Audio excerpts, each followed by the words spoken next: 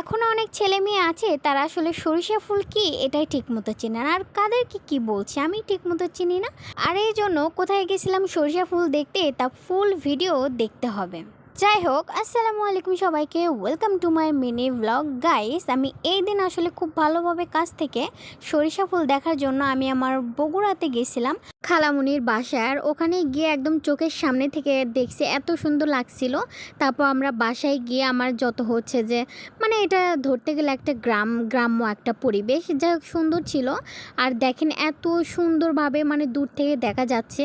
আমি যে কি পরিমাণ হ্যাপি হইছি, মানে আমি যে হাত দিয়ে ধরে যে মানে গ্রানটা নিতে পারছি, যে সুবাসটা নিতে পারছি, তা আসলে বলার মতো না। তো আমি আমার হচ্ছে যে কাজিনরা, আমার ছোট বড় যেসব ভাই বোনরা ছিল, ওদেরকে বললাম যে চলো আসলে দেখে আসি। অনেক দিন ধরে আসলে এই জিনিসগুলো বা হাত দিয়ে মানে স্পর্শ করা হয় না, কোনো কিছু করা হয় না, দেখা হয় না। তো চলো আমরা একটু জমিতে গিয়ে ওগুলো দেখে আসি।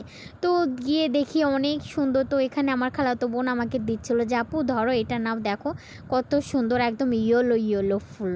তা আমি হচ্ছে দেখছিলাম, তো ও হচ্ছে একদম মানে জমিতে নামায় গেছে। আমি বলতেছি এই যেও না ওখানে, হচ্ছে যদি মানে জমিওয়ালা দেখে তাইলে কিন্তু আমাদেরকে একদম মানে মারবে অনেক।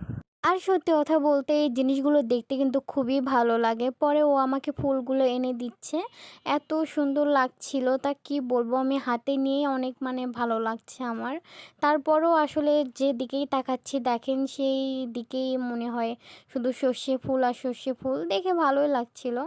তো এই আর কি। তো আমার ভিডিও আপনারা কে কে দেখেন এবং কেমন লাগে তা অবশ্যই জানাবেন কমেন্ট করে।